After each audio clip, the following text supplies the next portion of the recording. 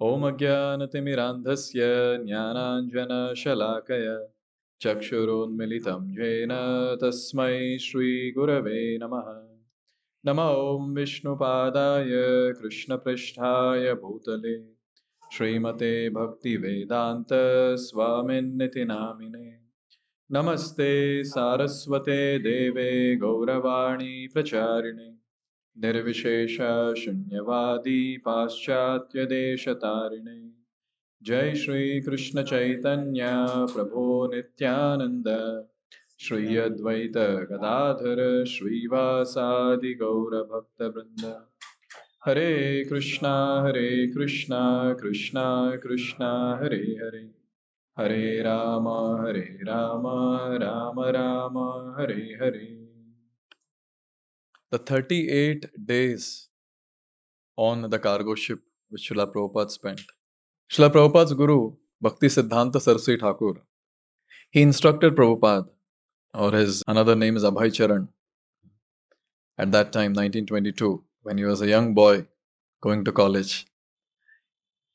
He was instructed that you should preach to English crowd in the Western world. And from that time, 1922 to 1965, Prabhupada was doing various different activities to do this, to accomplish or to execute this particular instruction. But finally, he was successful only in the year 1965. Srila Prabhupada wrote commentaries, the English commentary to Srimad Bhagavatam first canto. Srimad Bhagavatam has got 12 cantos, and the first canto, he wrote commentaries in English in 3 parts. Firstly, he translated the shlokas from Sanskrit to English, and then he gave the explanation to that. And with that, he was ready. But for your information, publishing the 3 parts of first canto Srimad Bhagavatam was not easy for him. There's no money. He was struggling. He was struggling, going to different people, begging, trying to persuade them that please help. And finally, somehow, when he got some funds, so at that time, part by part, 3 consecutive years, he was able to publish 3 parts of first canto Srimad Bhagavatam. And after that, he struggled to get various different things for crossing over the ocean and going to the Western world. Many things like visa was needed. For that also, there was a different struggle. There's something called P form that was needed. There was a different struggle in that also. And then ticket was needed. Now, how will he go? There's no money. How will he get ticket? So finally, for ticket also he struggled, and finally got the head of Sky India team navigation company. So this particular personality, her name was Sumati Murarji.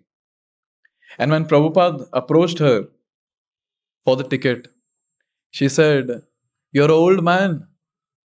You'll die if you go to the other side." Because Prabhupada was 68 or 69. That was the age of Prabhupada. And Prabhupada is asking for a ticket, that too on a cargo ship. I don't know how many of you understand the meaning of cargo ship. Cargo ship is a ship which carries goods. It's not some passenger ship. It's not some cruise where you have some swimming pool and some restaurant and nice dancing floor or something like that.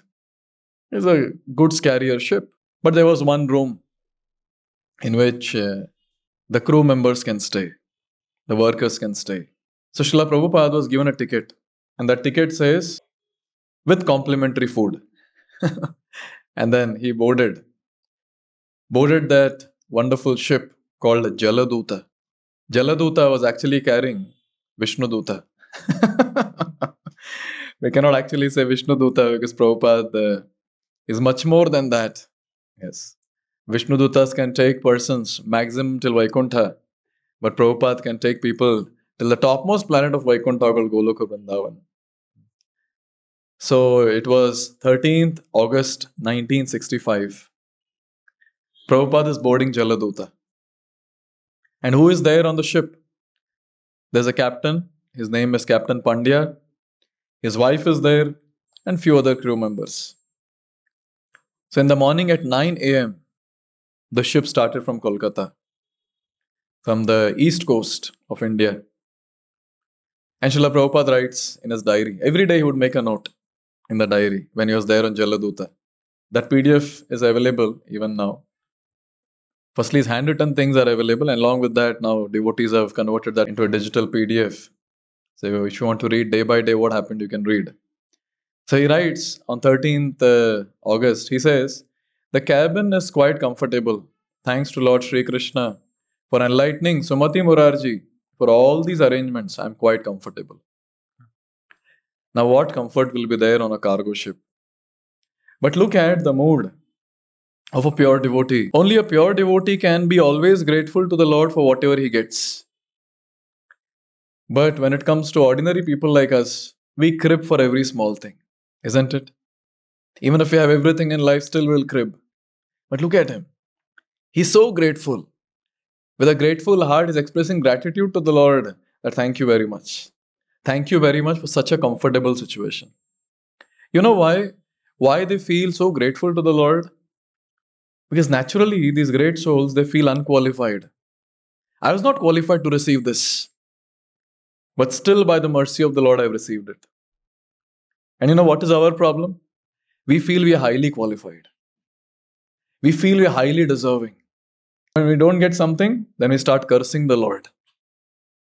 Why are you doing this to me? Why are you not giving this to me? Why are you not giving that to me? And so on and so forth. See the difference. Therefore, it is said, as a person advances on the spiritual path, naturally he starts becoming humble. He starts understanding, I'm not qualified, I don't deserve, but still Lord is giving me so much. And therefore, a spiritually advanced person is satisfied and peaceful always. But whereas a person who is just a materialist in this world, no spiritual practice, he'll always be frustrated even if he stays in a villa and has a Mercedes or a BMW. Still he'll be frustrated. So wonderful. On August 14, Prabhupada makes another entry. Just the next day. He's an old man, 68 years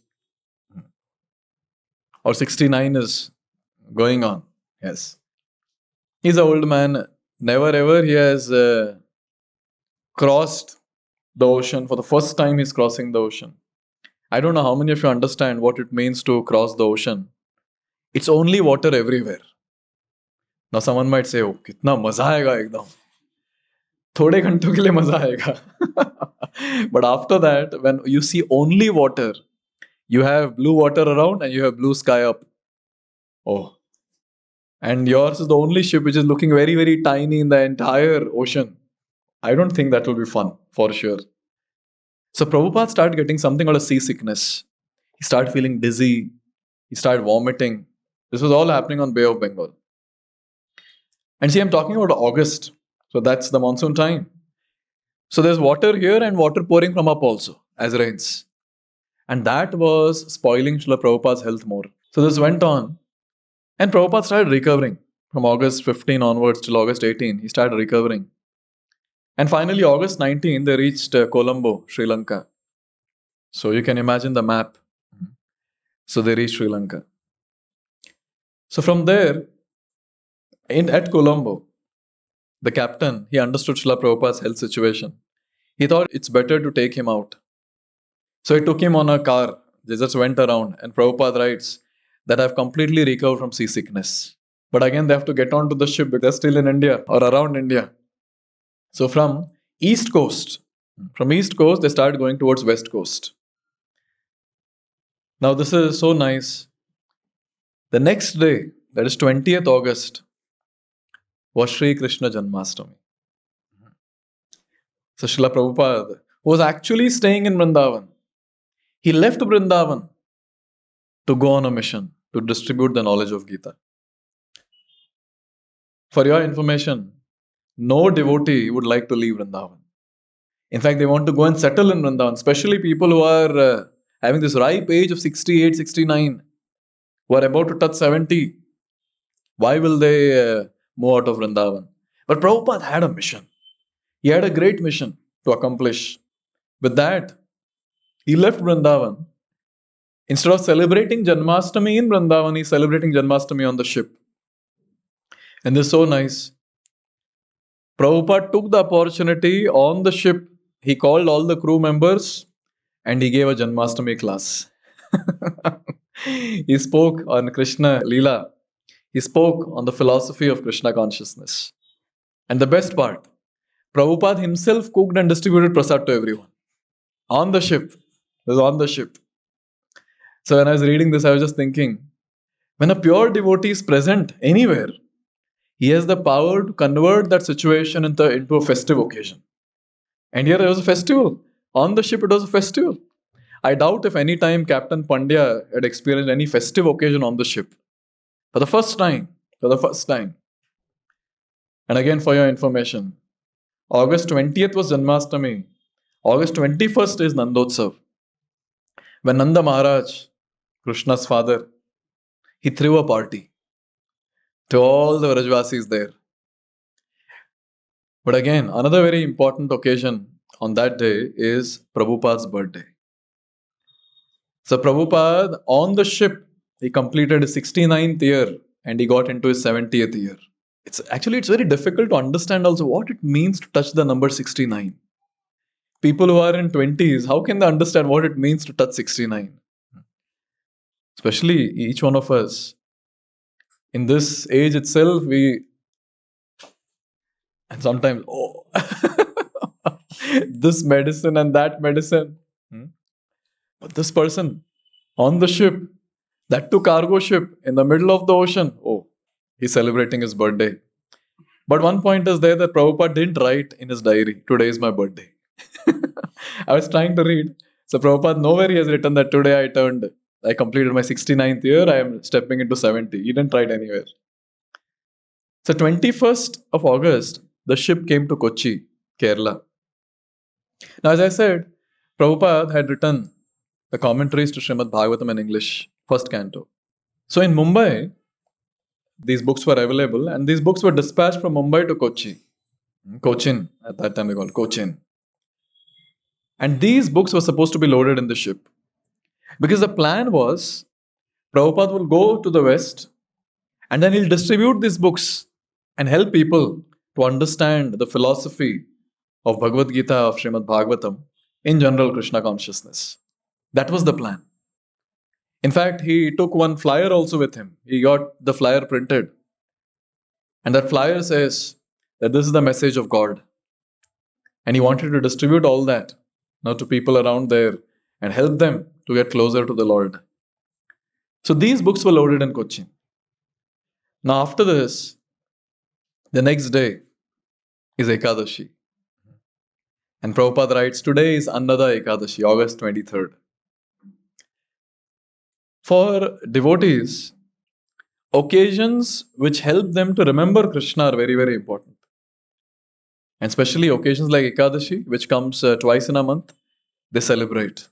They celebrate by doing more bhakti on that day, by chanting more rounds, by fasting on that day, by reading more, and so on and so forth. And Prabhupada writes, now the ship has moved to the Red Sea. And Prabhupada again encountered seasickness. Again, great difficulty. He writes in his diary, it's raining, I'm vomiting, I've got severe headache, I'm feeling no hunger. For a long time, Prabhupada was not eating for those so many days. And more importantly, these symptoms persisted.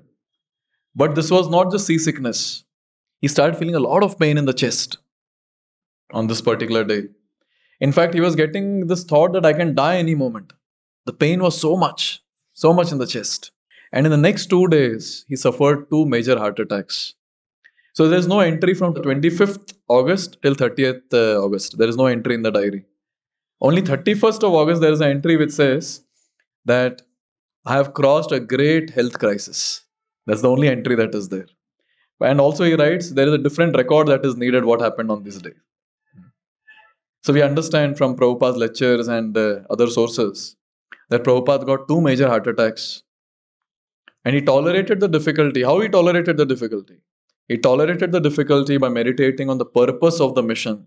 And he was thinking, if I get another heart attack, I'll surely die. So this was the thought process, and that was there.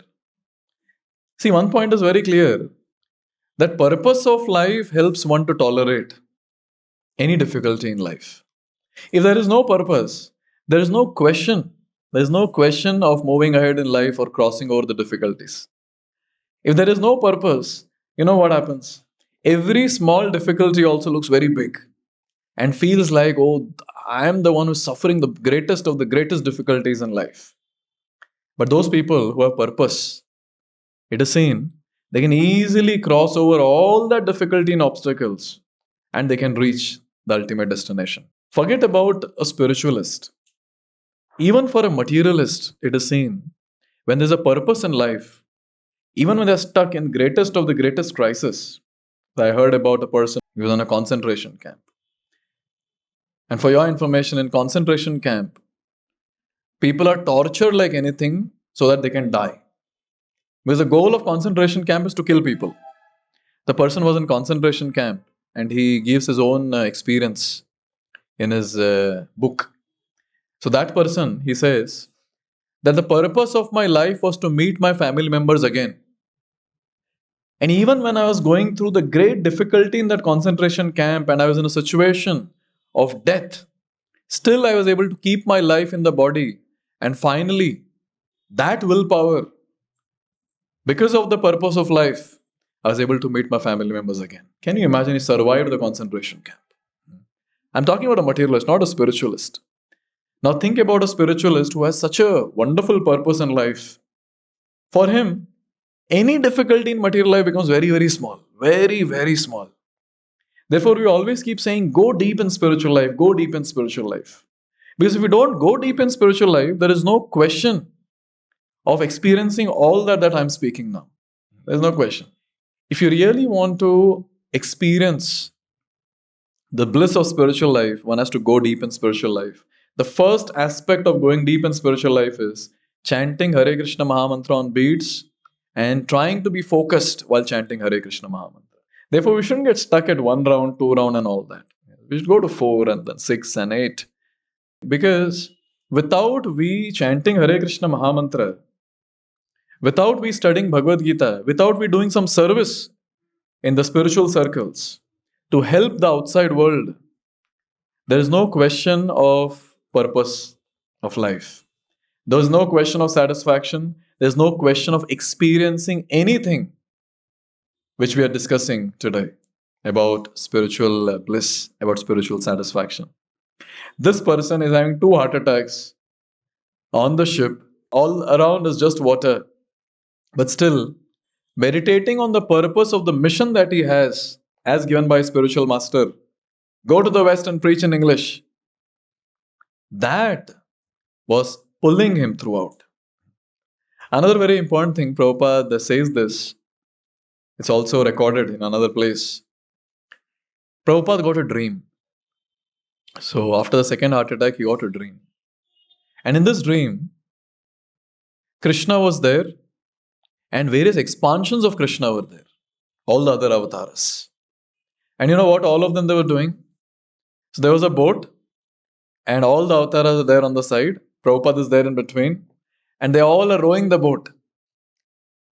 And Prabhupada, he says that Krishna assured me that he will protect, don't worry. So Krishna is telling Prabhupada, don't worry, we will protect you. We will sail you through this entire problem, this entire obstacle that is there currently in your life. So wonderful, isn't it? And Prabhupada writes that after this, he was completely all right. He was completely all right. So I was just thinking that those people who completely surrendered onto Krishna, Krishna takes care of them completely. अपना problem क्या है पता है? अपना problem यह है कि we don't want to surrender. But we want complete care from Krishna's side.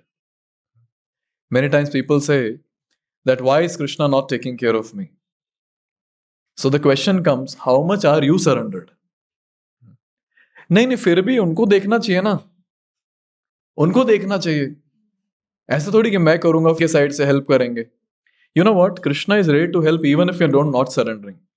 He's ready to help. But the problem is Krishna is giving us his hand, but we don't want to hold. But a person who is surrendered, when Krishna is giving his hand, he's able to hold. Firstly, he's able to see Krishna's hand, and then he's able to hold Krishna's hand. This happens with a person who's completely surrendered. And the ones who are not completely surrendered, oh, they are the ones. They cannot see Krishna's hand, and there's no question of holding Krishna's hand. Look at this, so wonderful. Prabhupada is such a completely surrendered personality. He's just there on the ship, completely surrendered onto the will of the Lord. Oh Lord, whatever you want, you do. Whatever you want, you do. So wonderful. There's one nice saying which says, Maro bhi rakho bhi jo ichha tuhar. Oh Lord, you want to kill me? You kill me. You want to protect me? You protect me. I am your servant. Do whatever you want with me. You can do whatever you want with me. And there's another very nice saying, which says, Rakhe Krishna mare ke. If Krishna wants to protect, who in this world can kill us? Mare Krishna rakhe ke. If Krishna wants to kill, who can protect us? And these people are completely surrendered onto the Lord. They are the ones who have complete faith on this. If Krishna wants to protect, I'll be protected. No tension. Let me just depend on the Lord. That's it. So in this way, Prabhupada was there in this mode. And Prabhupada himself says, such violent attacks did not recur again. So from 25th to 30th, there was no entry. 31st, there's one entry which says that I've crossed over this difficulty, great crisis. And 1st September, there's another entry which says, now the Jaladuta has entered the Suez Canal. So it's a border between Asia and Africa. And then they went more ahead. September 2nd, there is an entry which says, Jaladuta stopped in Port Said. So this is a city, Egyptian city, the north end of Suez Canal. So you can imagine the canal, and at the end, there's a city. And Srila Prabhupada, he says that we stopped at that city, and Captain Pandya, he took me around. And Prabhupada says, I liked that city. It was good. It was good. Then there's another entry. Obviously, every day there is an entry. But Prabhupada writes in September 6th entry that now I have recovered a little from my illness. For the first time, Prabhupada writes, in 2 weeks, it has been more than 2 weeks. Prabhupada writes, first time in 2 weeks, I'm able to eat properly. He's able to eat khichdi, puris, whatever he has cooked himself, he's eating that. And he writes that I've gained little strength now. I've renewed my strength little by little. See, whenever we read about Prabhupada, especially on Jaladuta ship like this, at least my heart always pains. What was the need for this old man to do all this? Only for us. Only for us. So that we all can come together like this, sit together, discuss from Srimad Bhagavad Gita, Srimad Bhagavatam, chant Hare Krishna, raise our consciousness to a higher level, and become a nice, spiritually elevated personality. So that we can be happy. Prabhupada's goal was this, to make everyone happy. That's it. And for making others happy, what a spiritually elevated person does? He goes through the pain. He goes through the pain. This is a wonderful thing about a great sadhu like Srila Prabhupada. Only to make others happy is going through all these different pains that we're reading today. September 9, Prabhupada says, now we have crossed the Atlantic Ocean. And he writes time also, 4 p.m. We have crossed Atlantic Ocean. The whole day was clear, the sail was smooth, and Prabhupada says, I'm taking my food regularly. But then, because the wind was there from the other side, the ship has to go zigzag, it seems. That's called as tacking. So the ship was going like that. And because of that, Prabhupada was saying that there's a little headache, but then I'm okay. I'm okay. One point which Prabhupada writes, which touched my heart, Prabhupada says, I'm struggling, but the source of all my vitality is Sri Chaitanya Charitamrita. So there is a book called Sri Chaitanya Charitamrita, which talks about the pastimes of Krishna in the age of Kali, in his incarnation of Sri Krishna Chaitanya Mahaprabhu. So he says, that is the source of all my strength. The other entry, the next day, he says, the ship is plying very smooth. I feel better today. But then, he's away from India. Specifically, he's away from Vrindavan. And therefore, he's saying, I'm feeling separation from Vrindavan. It happens, when someone goes to some other place and people say that, I'm having homesickness. Yes, people say that. But then great personalities like Srila Prabhupada, they don't feel away from home, from some material home. They feel away from the abode of the Lord. Because for them to stay in Vrindavan is a very, very big thing, because Lord has performed pastimes there. For them, everything related to the Lord is the top priority. Lord's name, top priority. Lord's beautiful form, the Archa Vigraha, top priority. Lord's Leelas, top priority. Lord's abode is the top priority. Therefore, we see that devotees are not interested to go around, hang around, and do sightseeing in different places, go for a world tour or something. They are very eager to go to holy places like Vrindavan, Jagannath Puri, Mayapur, and so on. And here we have Srila Prabhupada who's saying, I'm feeling separation from Vrindavan. Hey, who is there in Vrindavan? And Prabhupada says that my lords, Govinda, Gopinath, and Radha Damodar, so these are different deities in different temples of Vrindavan. My only solace, Sri Chaitanya Charitamrita. I'm reading that every day. The nectarian pastimes of Lord Chaitanya, they are keeping me alive. Another point he says, I've left Bharat Bhumi only for one reason, to execute the order of my spiritual master, Bhakti Siddhanta Saraswati. Now, when he's talking about this, immediately he writes another point. I have no qualification. But still, I have taken this risk to carry out the order given by my spiritual master. I fully depend on their mercy. I'm not qualified. I'm so far away from Vrindavan. See, this is so wonderful. Instruction is given, and the disciple wants to follow the instruction. So, when the Guru gives instruction and the disciple takes it as his life and soul, such a disciple can progress very fast. So, there are different classes of disciples. First class disciple is, even without Guru giving instruction, he understands the heart of the Guru and he executes that instruction. First class. Second class is, Guru gives instruction and he executes that instruction. Third class, Guru gives instruction and he does not execute that instruction. Apan kaun se class ke? First class, is it? Yes. It's very important. Slowly and steadily, we come to first. We might be third class, no doubt. इतना प्रभुपाद बोलते जाते लेकिन नहीं, मैं वही करूंगा जो मुझे करना है. Have you noticed that mentality in all of us? Yes, each one of us. We have been told to do something in spiritual life, but then हम इतने ढीठ लोग हैं, we say, नहीं, ये बोलते रहेंगे टकलू लोग, हमें नहीं follow करना कुछ, नहीं करना follow.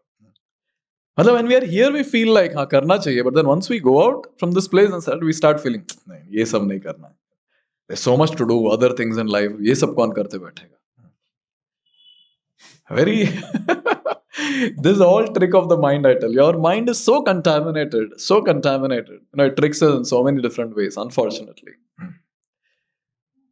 And then Prabhupada writes, so Prabhupada would stand at the deck and he would look at the ocean. And again, he'll keep remembering Vrindavan Dham. He'll remember his spiritual master's instruction. Mrs. Pandya, wife of the captain, she said to Prabhupada, if you're able to cross over this health crisis, because the health crisis was so critical, it was actually a great crisis. She said that if you're able to cross over this health crisis, then you should consider that you have received a great mercy of Lord Krishna. And actually that was a fact. And the captain, he says, in my entire career of being on the ship, I have never seen Atlantic Ocean so calm. I've never seen Atlantic Ocean to be so calm. And Prabhupada said, this only by the mercy of Lord Sri Krishna. And Mrs. Pandya, she said, please come back with us so that we can have safe Atlantic Ocean passage. Prabhupada is going for a mission. This lady is saying, please come back with us so that we can have a nice sail through in the Atlantic Ocean. Prabhupada writes in the diary, if the Atlantic Ocean would have shown its real face, I would have died. It's only by Krishna's mercy, he has taken charge of this ship and his ocean. Therefore, I am saved. This is what Srila Prabhupada is saying. September 13, Prabhupada notes in his diary, today is 32nd day on the ship. Can you imagine? 32 days on the ship and just water everywhere. Same faces you're seeing every day. And what? Because of seasickness, vomiting, and hunger, and this and that, all that. But even in all that, Prabhupada's deep absorption in bhakti is so great. He writes a poem. He writes a poem, when he is there on the ship on this particular day, 32nd. He says, Krishna tava punya habe bhai. E punya koribe jabe, Radha Rani sukhi habe, Druvati boli to manai. He's saying that you will receive Krishna's mercy when Srimati Radharani will be very pleased with you. And see, his mood is very clear. Then he says, Shri Siddhanta Saraswati Shachi Sutta Priyati Krishna Sebai Jara Tulanai Sei Se Mohanta Guru Jagatera Madhye Uro Krishna Bhakti De Thai Thai. He is saying, my spiritual master Saraswati Thakur is very dear to the Lord. Very dear. And since he has decided to give Krishna Bhakti to everyone, the devotion to Krishna in various places throughout the world will manifest. Now this is the faith that he has on his spiritual master. And he goes on, the various different verses that are there. In the second verse, he's talking about that how his spiritual master's desire is so strong and so powerful. Because of his strong desire, his powerful desire, the holy name of the Lord will spread throughout the whole world. And this is a fact. Only because of these great personalities, since they have an intense desire that everyone in this world should get bhakti, therefore bhakti is spreading. Therefore people in this world are receiving the holy name, the Hare Krishna Mahamantra. Because the desire of these great devotees cannot be rejected by Krishna. If the great devotees desire something, Krishna has to fulfill that desire. He has to. Therefore, because of his desire, it will happen, he is saying. And then in the third verse, he says, only when all the living entities of this world, Maya dushta jata dukhi, jagate sabai sukhi, Vaishnavera ichha purna hoy. Only when all people of this world will become happy, a Vaishnava will become happy, because his desire will be fulfilled. And then in the last few verses, he says, I am not qualified to do this unfathomable task. I am not worthy. I am not competent. I am very fallen.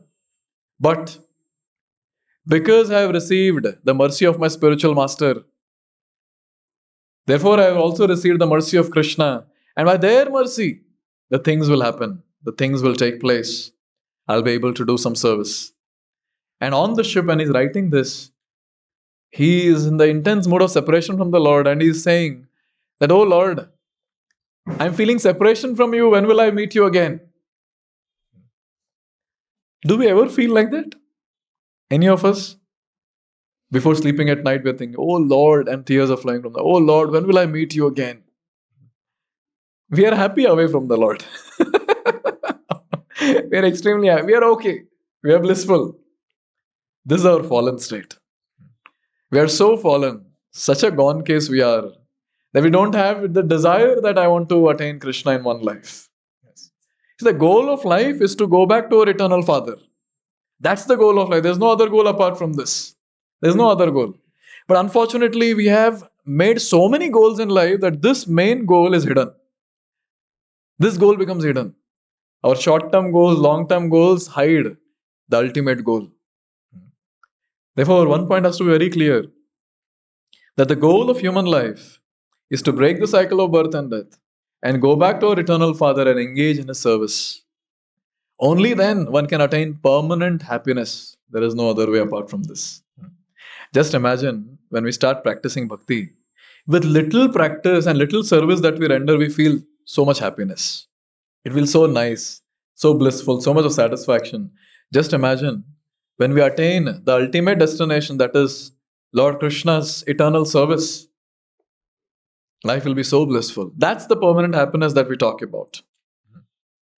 So Prabhupada gives us a secret of being confident in life. First, he was experiencing a great inconvenience. He has suffered 2 heart attacks, repeated seasickness. Even if he recovers, there's another great difficulty waiting for him in the West. He does not know what he's supposed to do there. He does not know.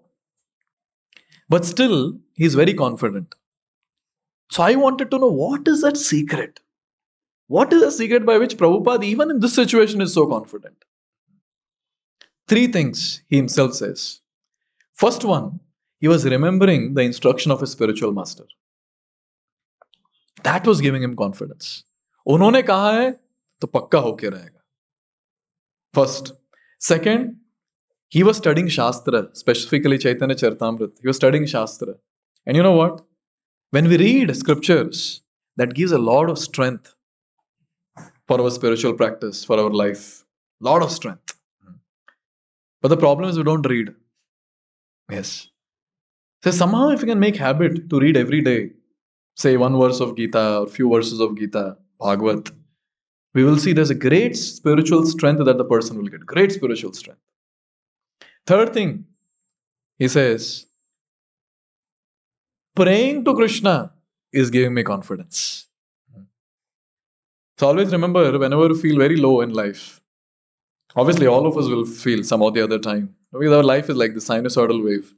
Sometimes we're extremely enthusiastic, and sometimes we get into depression. Feeling very low.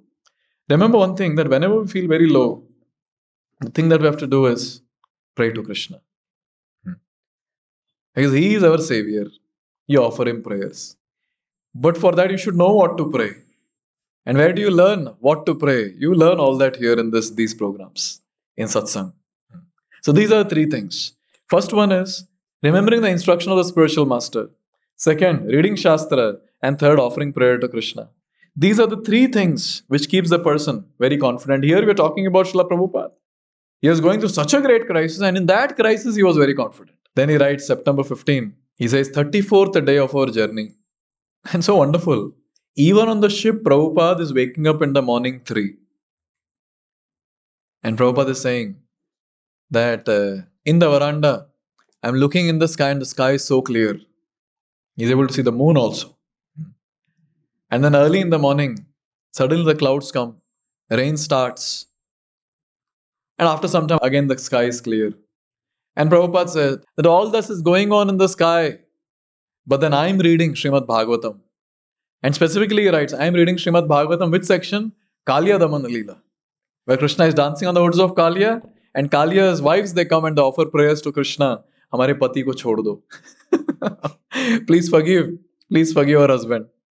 Offer wonderful prayers. Now see, this is what we can understand. That external situations might be difficult. But then if you can make the internals proper, external situations will not matter much. Here is a proof. Here is a testimony in front of all of us now. Even when external situations are so different and so weird and so critical, even then, this personality internally is so stable because he's always in touch with his spiritual practices. He is so stable, so realized that these things are not touching him. He's busy. He's busy in his own world. Finally, the day came. 5:30 in the morning, September 17, 35th day. Finally, Jaladuta reaches Boston, Boston's Commonwealth Pier. He stopped there for some time. And Prabhupada went through all that, US immigration and customs and all that. And there, his visa allowed him to stay for 3 months. And the official there, he stamped the return date. So after 3 months, you're supposed to return. So he stamped the return date. So Captain Pandya, he said, I want to do some shopping. Will you come? And Prabhupada went with him. So they're going around in Boston. For the first time, Prabhupada is saying he's crossing over the footover bridge. And there he's seeing various different things. He's seeing old churches, warehouses, office buildings, bars, bookshops, nightclubs, restaurants, and so on. He's seeing all that. And September 18, around 4 p.m. in the evening, they leave Boston to go to New York. And Prabhupada writes that in the morning, I had a telephonic call with the person who's going to host Prabhupada. For your information, Prabhupada, he got this sanction that he can go from India to West, which someone from West has to sign, saying we take the responsibility of this person. So there was a personality, his name was Mr. Agarwal. He was in touch with Prabhupada in India. So that Agarwal, he said that my son is there. My son is there in Butler, Pennsylvania. I'll ask him to take your responsibility, to sign the letter. So Gopal Agarwal, the son of Mr. Agarwal, he was the one, was in touch with Prabhupada, and Prabhupada gave him a call. And Gopal Agarwal said that as soon as you reach New York, one of our person will come, and according to your convenience, either he'll help you to get into the bus or train. And at that time, Prabhupada, when he got down at Boston, or the short stay that he had in Boston, he writes another poem. See, you can write poem, you can write anything, article or a poem or whatever, only when your mind is peaceful. And this is the second poem that Prabhupada is writing. So this goes on to say, even when externally so many things are happening, the person is so peaceful within that he has that peace and satisfaction to continue writing the poem. And there's a second poem which he writes that's called as Markena Bhagavata Dharma, where he says, Boro Kripa Kaile Krishna Adhamera Prati Kela ne Heta Koro Ebe Gati. He's saying, oh Lord, you're so merciful onto this useless soul. He's calling himself as useless. I don't know why you brought me here to this place. But he's seeing that place and he's saying, I don't know why you brought me to this place. Now you can do whatever you like with me. Use me as your instrument. Ache kichu karja taba ei anumane nahe keno anibe ei ugrasthane. I guess you have some business here, O Lord. Otherwise, why will you get me here to this terrible place?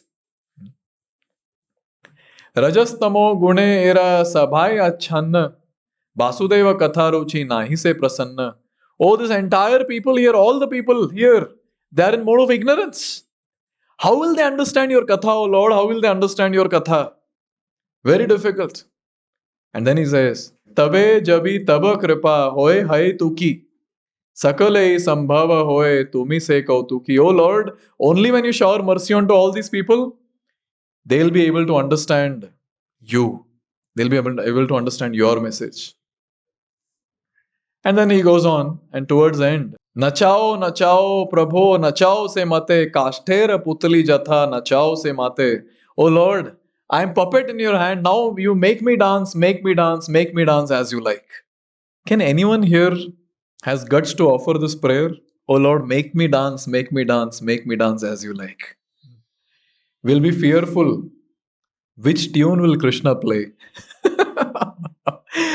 How aggressive that dance will be. What will happen to me during that? Basically, it goes on to say, oh Lord, you can do anything with me. Anything with me. And you know what is the confidence that these people have? Lord is my eternal Father, and never He'll do anything that will harm me. This is the confidence that these people have. Only with a nice spiritual practice, when we advance in bhakti, we will get this confidence in the Lord. Many times when I meet people, specifically those who are well-to-do, monetarily, their social status is good, very qualified, they ask this question, how to overcome fear? And you know what? What is the answer? What is the fear all about? When I ask them, they say fear of unknown. Ki kya hoga next? But why there is fear of unknown? You know why? Because unfortunately, we don't have enough faith on the Lord. We don't have enough faith on the Lord. We think, what if like this it happens? What if like that it happens? Will Krishna really protect me? Will Krishna really help me? This is called as not having faith on the Lord. But those people who practice bhakti nicely, they will be able to develop this faith. That He will surely protect me and He will surely maintain me. And they are the ones who will be very peaceful and happy in life. They will not be fearful of anything. You know, these sadhus, when they walk in the forest, obviously now I'm not sure if there are any sadhus walking in the forest, but in the past, when these sadhus walk in the forest, there'll be tigers and lions and pythons and cobras around. And amidst all of them, they would walk. They'd walk like this and say a cobra is passing by, they'll wait, allow it to pass, and they'll then move ahead. Just imagine you are walking and there's a cobra that is passing by. What will we do? We'll wait and watch? We'll take a U-turn and run as far as possible. Yes. But why is it that these people are so fearless? Because they have complete faith on the Lord. Lord is there in my heart as Paramatma. Lord is there in the heart of that python, that snake also as Paramatma. Only if Lord gives direction to that cobra or python, it will come and attack me. And if He gives direction, why should I avoid? It's okay. Complete faith that Lord will protect me. And with that faith, these sadhus, they would successfully live in the forest, chanting the holy names, doing their devotional service. But anyways, we are not supposed to go to forest. We are in concrete jungle. Yes. And we have different animals around. People say that I find many in the office. Yes. And the great fear is that I'll be removed from this concrete building. To which concrete building then I can go? What will happen if these people remove me?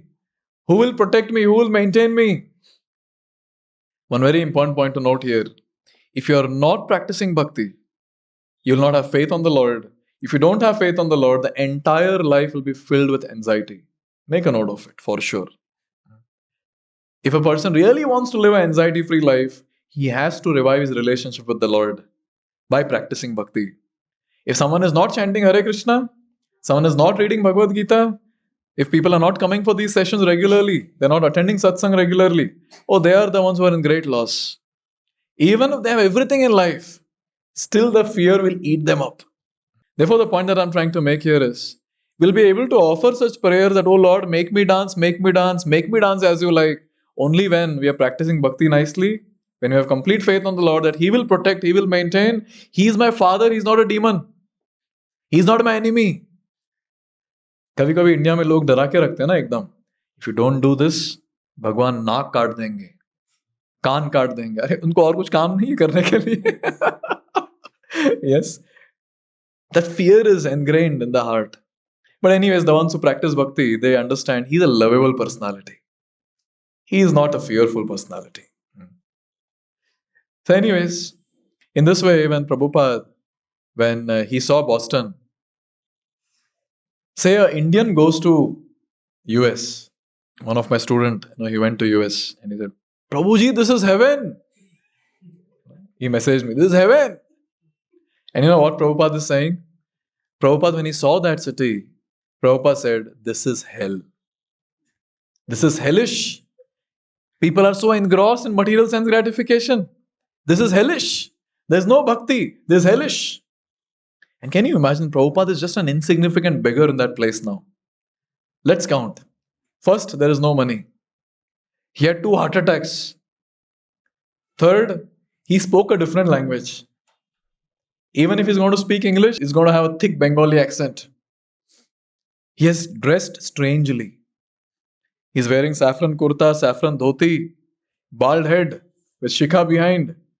In India, people can make out sadhu. But in foreign, what? They'll see, which species is this?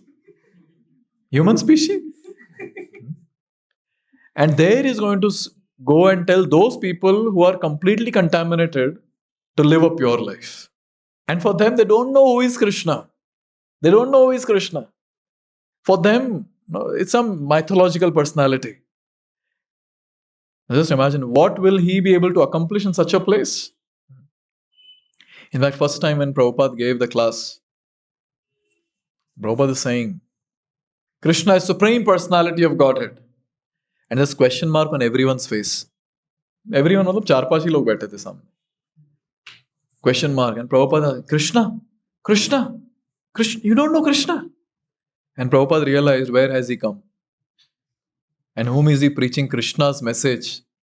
He's preaching Krishna's message to ones who don't know who is Krishna. That was the situation.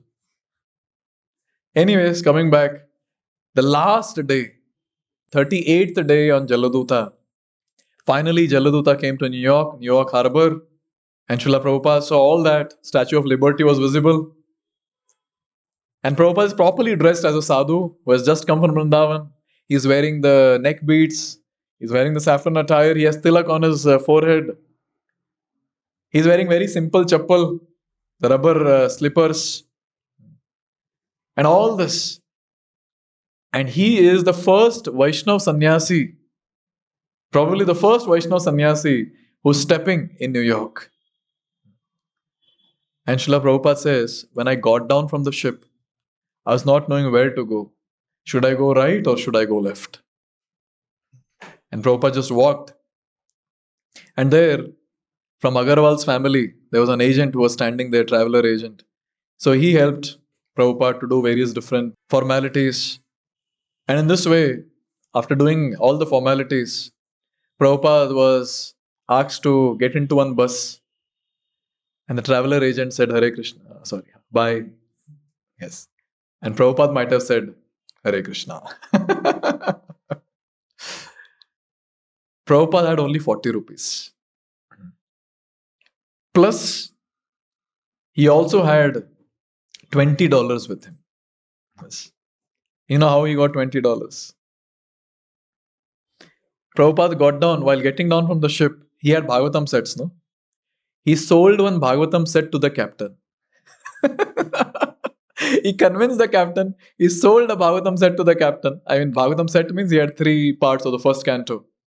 And that's how he got the $20. But still, for your information, 40 rupees plus $20 is just few hours in New York. That's it.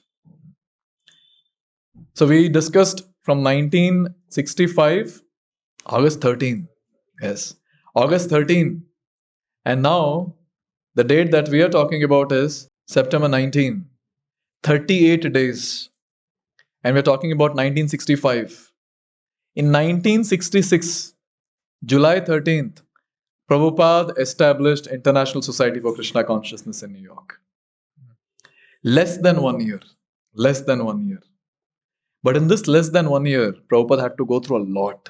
A lot. Today, when we're sitting here under one shelter, which is called as ISKCON, we'll not understand what he went through. The struggles that he went through is what attracts the hearts of people, which proves the purity of this person and purity of the purpose that he had. Yes. Even when he had so many difficulties to go through on the ship, and after reaching the place, there are also so many difficulties. Still, the thing that was carrying on Prabhupada was the mission. That I want to give this message to people of this world. Let people of this world become happy. And with this mode, Prabhupada went on and on and on. And only by his mercy, we have ISKCON centers all around the world today. If I'm not wrong, more than 1,000. 1,000 is a less number. Yes. More than 1,000 centers all around the world. And every center is catering to so many people. And before coming to ISKCON, no one knows about Prabhupada. Only after coming to ISKCON, they ask, "Ye kiski murti hai?" Yes. And then, he is Prabhupada. Prabhu? Kaun Prabhu? Yes. And then when our volunteers explain Prabhupada, and when they talk about this Jaladuta ship, when they talk about how Srila Prabhupada went through what he went through in the Western world in the initial first year, now people are very much attracted to Srila Prabhupada. Yes. And with all the struggle, one thing which Srila Prabhupada never stopped was writing books from Sanskrit to English. He was going on and on, translating on and on and on. Even that 1 year of struggle, when he was there in Butler, Pennsylvania, and after that in New York, then he went to Bowery. In any place, his schedule was same. He'll sleep at 10, get up at 1, and he'll start translating. From 1 o'clock till morning, he'll start translating the books. Therefore, these books are very special. Very, very special. These books have a great spiritual potency. Great spiritual potency. You can see our gift shop is filled with these books. Prabhupada wrote 80 plus volumes of books just in 12 years. And anyone who reads these books, even if they have not come for the sessions, I have seen those who have read this book scrutinizingly, they have come searching where is ISKCON temple. And they have become wonderful devotees. This power of books of Srila Prabhupada. Just one last point, from my side regarding the books. I was hearing that one of the volunteers, in one of the countries, he was distributing books of Srila Prabhupada. He went to a butcher shop, and there he was convincing the butcher. Now this butcher, just imagine, every day slaughtering animals, his heart was so hard. He took the book, he tore the book, and he threw it. The pages were here and there. One of the page reached another shop, and that person picked up that page. He read that page front and back. And just by reading that one page, he was so convinced. He closed his butcher shop and he started practicing bhakti and became a wonderful devotee living a pure life. Can you imagine? One page. And just imagine if all of us read these books every day, our life will be completely transformed. Completely transformed. Therefore, on this auspicious day of Prabhupada's disappearance, if you really want to please Prabhupada, only few things we are supposed to do. He is our Guru. To please the Guru, only few things. One is chant Hare Krishna every day without fail. Second, read his books. And third, live a pure life. Prabhupada will be pleased. If he is pleased, Krishna is pleased. And if Krishna is pleased, our life is successful.